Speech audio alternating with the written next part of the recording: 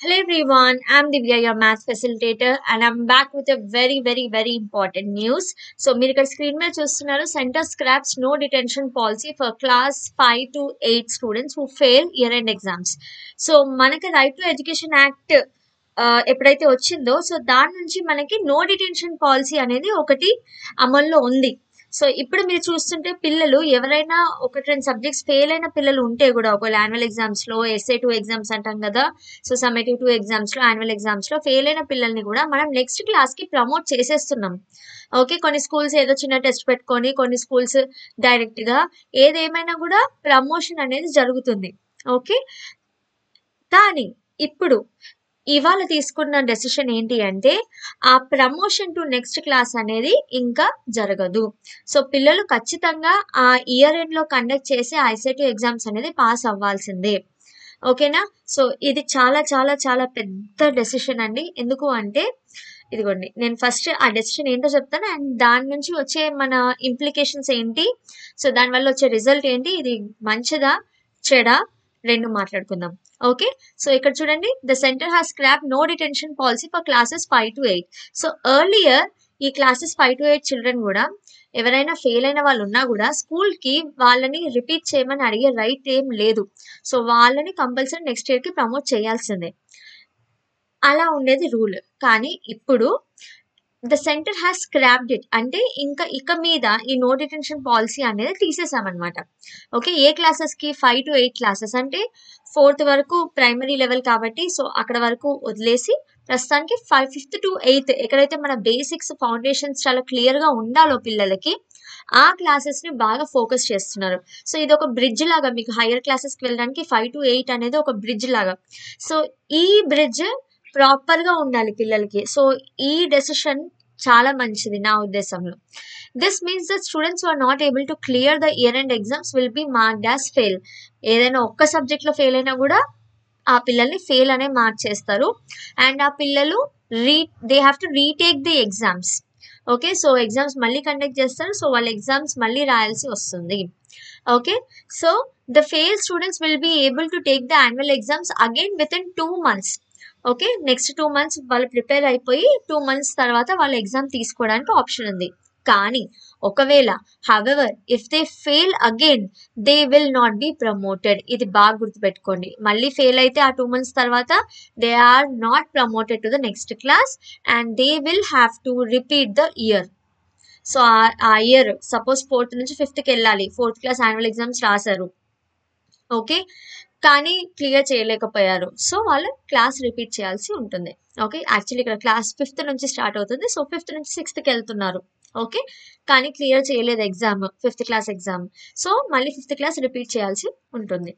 However the ministry of education has said that no child will be expelled from any school till completion of elementary education. Elementary education అయ్యే వరకు a child ని కూడా మీరు fail అవుతున్నారు అది ఇది అని చెప్పి స్కూల్ నుంచి పంపించే అవకాశం అయితే లేదు.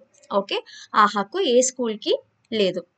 కానీ పిల్లలు ఎగ్జామ్ కంపల్సరీ పాస్ అవ్వాలి. The decision to amend the right to education, నేను వీడియో స్టార్టింగ్ లో చెప్పాను కదా, రైట్ టు ఎడ్యుకేషన్ వచ్చినప్పుడు ఈ ఈ ఒక పాలసీ అనేది వచ్చింది. కానీ ఈ పాలసీని ఇప్పుడు అమెండ్ చేశారు, అంటే మార్పు చేశారు.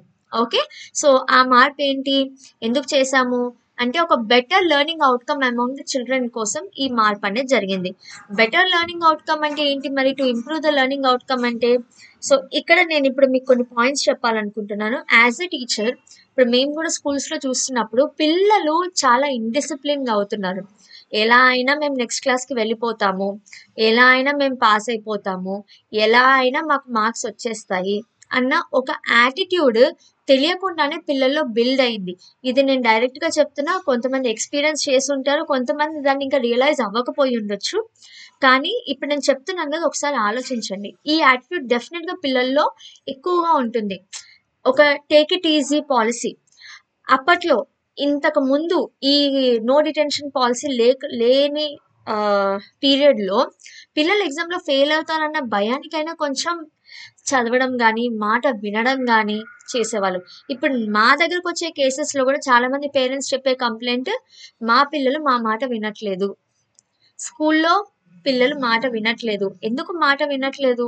This might be one of the reason డెఫినెట్‌గా వన్ ఆఫ్ ద రీజన్ అవుతుంది. ఎందుకంటే వాళ్ళకి లైఫ్‌ని మనం ఇంకా చాలా ఈజీ చేసేసాం. ఎప్పుడూ గేమ్స్ ఆడుకోవడము ఫోన్‌లలో అది కూడా. అండ్ ఇక్కడ స్కూల్‌కొచ్చినా గూడా వాళ్ళకి ఈజీగా మేము పాస్ చేసేయడము. ఆ! ఎందుకంటే గవర్నమెంట్ పాలిసీస్ అలా ఉన్నాయి కాబట్టి. కానీ ఇప్పుడు ఈ పాలిసీ వల్ల అట్‌లీస్ట్ కొంత భయానికైనా, కొంత డిసిప్లిన్‌గా ఉండి, మాట వినడము, ఆ డిసిప్లిన్ నేచర్ అయినా అలవాటవుతే, ఆ తర్వాత వాళ్ళ ఫ్యూచర్ ఇంకా బెటర్ అవుతుంది. అండ్ మోరోవర్ ఎలాగో పాస్ అవుతాం గదా! అని కొన్ని కాన్సెప్ట్స్ నేర్చుకోకుండా ఉండడం చాలా మంది పిల్లల్లో కామన్‌గా కనిపిస్తున్న ఒక ఏమంటాం ఒక అలవాటులా అయిపోయింది. ఎందుకంటే ఎలాగో వచ్చినా రాకపోయినా నెక్స్ట్ క్లాస్‌కి వెళ్ళిపోతున్నారు. సో, ఆ నెక్స్ట్ క్లాస్‌లో మళ్ళీ ఆ లెర్నింగ్ గ్యాప్ అలాగే ఉండిపోతుంది.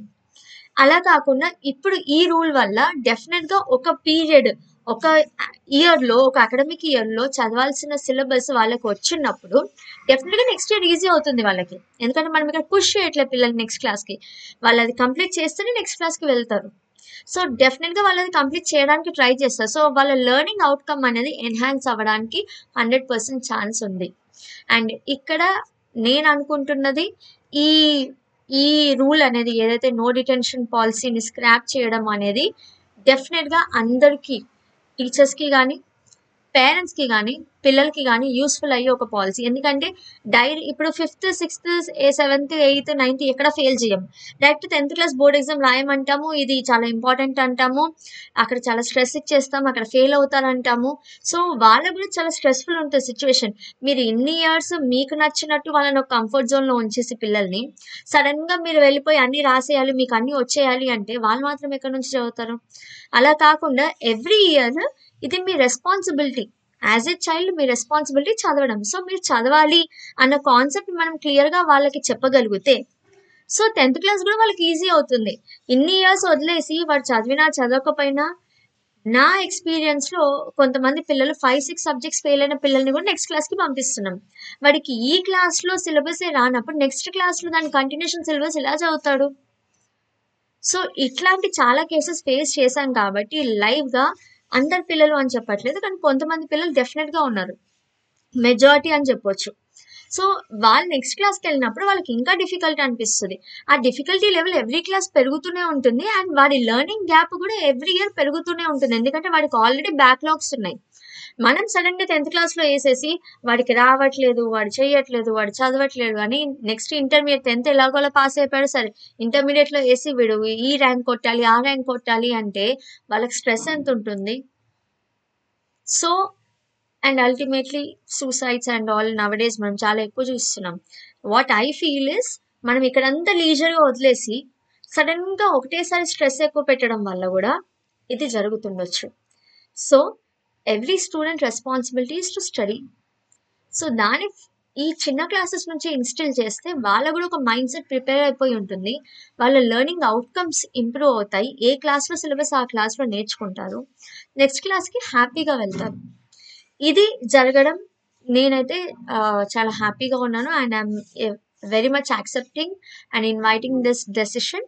And I'm very much waiting for upcoming decisions which will definitely improve our countries education system. So thank you all. Do share your opinions on this in the comment section. I'll be waiting for your opinions. Bye bye. Take care.